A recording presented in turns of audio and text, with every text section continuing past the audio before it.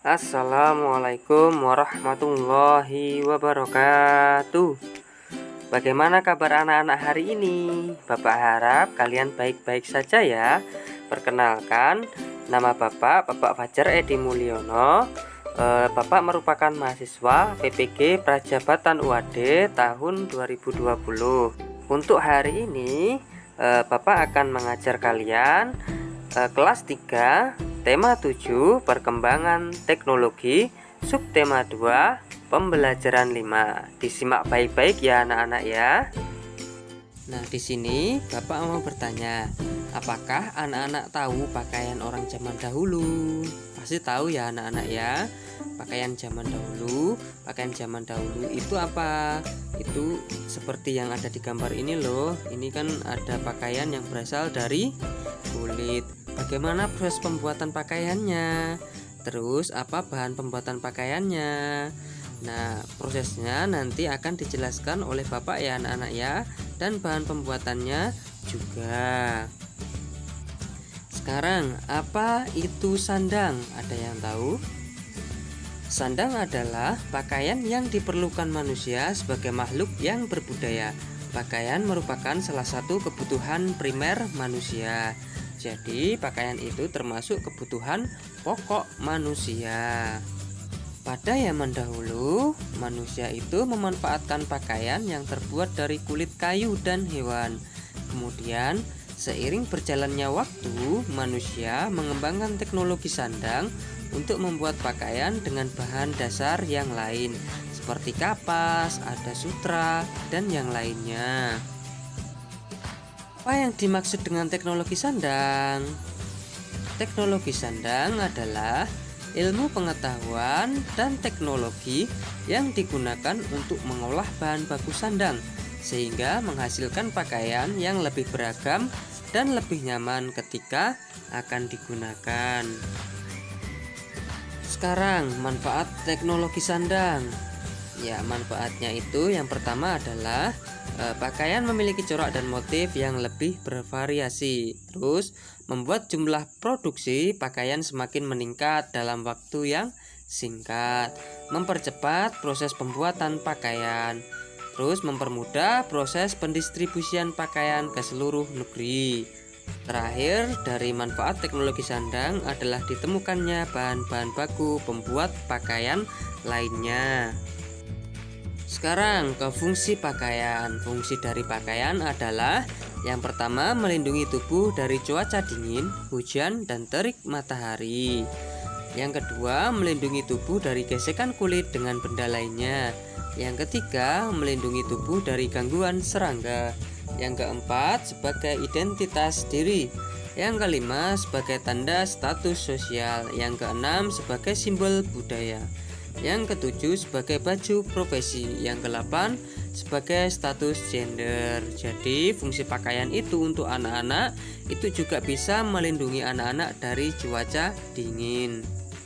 Untuk bahan dasar pakaian sendiri ada dua. Yang pertama itu ada bahan alami yang terdapat di alam. Yang kedua bahan sintetis atau bahan buatan. Macam-macam bahan sandang berasal dari alam. Yang pertama ada kapas. Yang kedua ada ulat sutra, terus ada kulit hewan, ada tumbuhan rami, ada bulu domba. Jadi bulu domba itu dapat dibuat menjadi bahan sandang. Kapas. Nah, anak-anak pasti pernah melihat kapas ya. Kapas itu dapat diolah menjadi kain yang sekarang kita kenal dengan nama kain katun. Kain katun tidak mudah kusut saat dicuci, menyerap keringat, dan tidak berbulu. Contoh kain katun dapat kita jumpai pada pakaian sehari-hari. Ulat sutra. Pada fase kepompong, ulat sutra dapat kita olah menjadi kain sutra yang memiliki tekstur mulus, tidak licin, dan lembut. Pada saat terkena cahaya, kain akan berkilauan. Kain sutra biasanya digunakan oleh orang-orang yang memiliki status sosial tinggi. Kulit hewan. Kulit hewan yang sering digunakan adalah kulit sapi, kambing, dan domba. Pakaian yang terbuat dari kulit-kulit tersebut dapat memberikan rasa hangat dan memiliki nilai jual yang tinggi. Tumbuhan rami. Tumbuhan rami merupakan bahan baku kain yang kita dengar dengan nama kain linen. Kain linen digunakan untuk membuat pakaian, serbet, tirai, taplak meja, handuk karena teksturnya yang kaku dan tebal namun halus ketika digunakan. Jadi serbet yang biasa kita pakai itu juga bisa berasal dari tumbuhan rami. Terus ada bulu domba. Bulu domba merupakan bahan baku untuk membuat kain wol. Kain wol memiliki tekstur halus, lembut, ringan, tidak keras saat dipakai serta memberikan kehangatan bagi si pemakai. Sekarang ke bahan baku pembuatan pakaian yang sintetis. Contohnya adalah kain spandek. Kain spandek bisa kita temui di baju olahraga. Membuat pakaian. Proses pembuatan pakaian bisa dilakukan dengan dua cara, yaitu dengan cara tradisional dan dengan cara modern.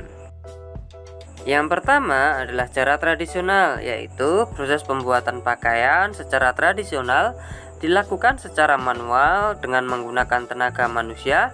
Jumlah produksinya pun hanya terbatas, artinya tidak cepat dalam memproduksi pakaian. Yang kedua adalah cara modern. Proses pembuatan pakaian secara modern dilakukan dengan bantuan mesin-mesin modern, sehingga jumlah hasil produksinya pun melimpah dalam waktu yang singkat. Sekarang coba lihat gambar proses pembuatan pakaian secara tradisional sebagai berikut. Yang pertama itu ada bunga kapas, terus dipintal atau memintal kapas menjadi benang, terus menenun kain, setelah itu menjadi kain, lalu membuat pola baju, terus menjahit baju tersebut, akhirnya menjadi baju. Nah, ini penjelasannya. Bunga kapas diambil dari pohon kapas. Terus yang kedua ada proses pemintalan, yaitu proses pengubah kapas menjadi helai-helai benang.